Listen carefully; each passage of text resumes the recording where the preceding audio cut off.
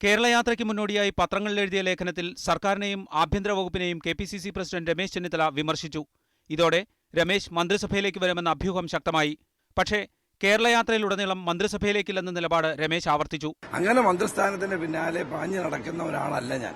കേരളയാത്ര കഴിഞ്ഞതോടെ രമേശ് മന്ത്രിസഭയിൽ ചേരുന്നുവെന്ന വാർത്തകൾ വന്നു. ഒന്നും പറയാതെ രമേശും മുഖ്യമന്ത്രിയും അഭ്യൂഹങ്ങൾക്ക് കരുത്തു പകർന്നു. മന്ത്രിസഭാ പ്രവേശത്തെക്കുറിച്ച് AI ഗ്രൂപ്പ് നേതാക്കൾ അഭിപ്രായങ്ങളുമായി എത്തിയതോടെ രംഗം കൊഴുത്തു. കൂടിക്കാഴ്ച നടത്തിയെങ്കിലും രമേശും ഉമ്മൻചാണ്ടിയും കാര്യങ്ങൾ തുറന്നു പറഞ്ഞില്ല. ഉപമുഖ്യമന്ത്രി സ്ഥാനത്തേക്ക് ചെന്നിത്തല എന്ന് വാർത്തകൾ. ഉപമുഖ്യമന്ത്രി പദം ലീഗിനെന്ന അവകാശവാദവുമായി നേതാക്കൾ രംഗത്ത്. ഇതോടെ രമേശിന്റെ മന്ത്രിസഭാ പ്രവേശത്തിന്റെ ഒന്നാം അംഗത്തിന് തിരശ്ശീല. പിന്നെയുയർന്ന സോളാർ കൊടുങ്കാറ്റിൽ മുഖ്യമന്ത്രിയും ആഭ്യന്തരമന്ത്രിയും ആടിയുലഞ്ഞു. തട്ടിപ്പ് കേസിലെ ആരോപണ വിധേയരെ മുഖ്യമന്ത്രിയുടെ സ്റ്റാഫ് അംഗങ്ങൾ നിരന്തരം ഫോണിൽ വിളിച്ച രേഖകൾ മാധ്യമങ്ങളിൽ. പിന്നെ ചോദ്യം ചെയ്യൽ, ടെനി ജോപ്പന്റെ അറസ്റ്റ്. പ്രതിസന്ധി മൂർച്ഛിച്ച ഘട്ടത്തിൽ രമേശിന്റെ മന്ത്രിസഭാ പ്രവേശവും പുനഃസംഘടനയും വീണ്ടും ചർച്ചയായി. രമേശും ഉമ്മൻചാണ്ടിയും ഡൽഹിക്ക്, കൂടെ ഗ്രൂപ്പ് നേതാക്കളും. രമേശ് ഡൽഹിയിൽ തമ്പടിച്ചു. ഉമ്മൻചാണ്ടി പെട്ടെന്ന് മടങ്ങി. കേരളത്തിൽ തിരിച്ചെത്തിയ ഉമ്മൻചാണ്ടി വീണ്ടും ഡൽഹിക്ക്. അതിനു മുമ്പ് കോഴിക്കോട് ലീഗ് ഹൌസിലെത്തി ചർച്ച.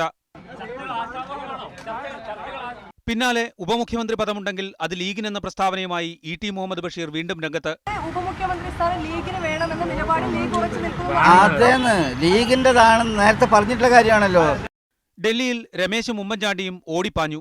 ആന്റണി, മുകുൾ വാസ്നിക്, അഹമ്മദ് പട്ടേൽ കൂടിക്കാഴ്ചകൾ. ഒടുവിൽ പട്ടേലിന്റെ വീട്ടിൽ രമേശും ഉമ്മൻചാണ്ടിയും ഒരുമിച്ച്. തിരികെ യാത്ര ഒരേ കാറിൽ. രമേശ് മന്ത്രിസഭയിലേക്കെന്ന് ഉറപ്പായെന്ന് വാർത്തകൾ. നിഷേധിക്കാതെ രമേശും. പിറ്റേന്ന് രാവിലെ കാര്യങ്ങൾ മാറിമറിഞ്ഞു.